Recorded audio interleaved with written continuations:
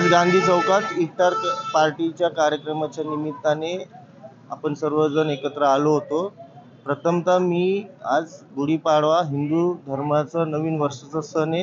गुढीपाडव्याच्या निमित्ताने मी सर्व हिंदू धर्माच्या सर्व लोकांना शुभेच्छा देतो आणि त्याचप्रमाणे उद्या रमजान ईद आहे, आज चांद मुबारक आहे. तर मी मुस्लिम समाजालाही मनपूर्वक शुभेच्छा देतो आणि उद्या सर्वांना विनंती करतो की ईदगाह मैदानावरती सर्वांनी या.